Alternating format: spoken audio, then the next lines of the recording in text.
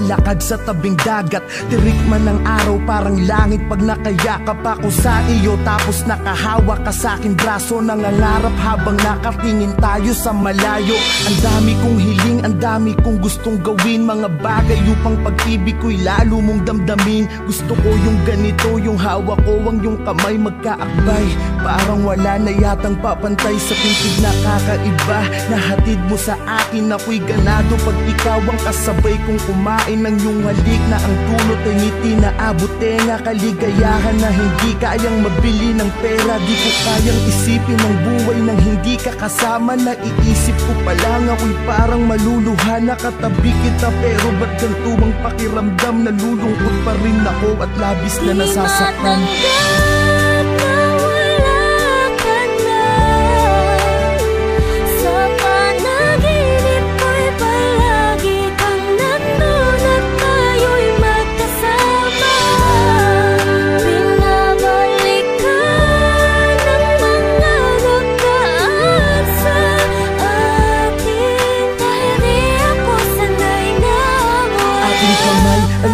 Isa at ikinorting puso, tanda ng pag-iibigan nating hindi susuko sa kahit anong hamon sa ating pagsasamahan. Tumanda man tayo, hindi magkakasawaan. Gusto ko yung ikaw ay lagi kong sinusurpresa. Walang imposible pagdating sa'yo, aking prinsesa. Dito tayo sa gitna ng hugis pusong kandila. Magpapaka-romantiko ko upang mapangiti ka. Mga litrato natin ay itatali sa mga lobo. Kakantahang kita kahit medyo wala sa tono, maibadama ko lang kahit sa simpleng paraan kung paano kita mahalin at pahalagahan. Sinusumpa ko sa harapan ni Ama na sa lahat ng sandali at oras mahali ingatan kita.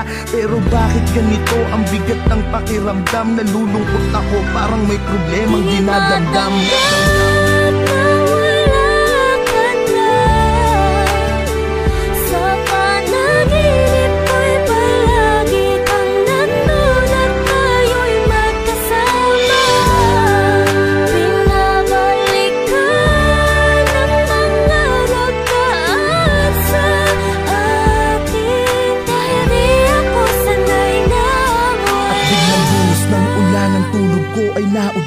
Panaginip lang pala sa tabi ng iyong puntod. Mata ko'y ipinikit, pinilit muling matulog. Di alintana ang patak ng luha na nahuhulog sa aking mata. Kahit basang-basanan ng ulan, hindi ko kasi alam kung paano pasisimulan ang buhay nang di ka kasama. Sinanay mo kasi ko na laging masaya at ang araw ko ay kumpleto. Wala na akong kasabay magsipilyo, wala nang makulit. Nauupo lagi dito sa binti ko. Wala na akong kasubuan kapag kumakain. Sa tuwing at besi, wala na akong susurpresahin. Wala na akong bibigyan ng bulaklak at yayakapin sa harapan ng mga taong pumapalakpak. Wala na ang babaeng habang buhay ko mamahalin. Lahat ng yan tanging sa'yo ko lamang kayang gawin.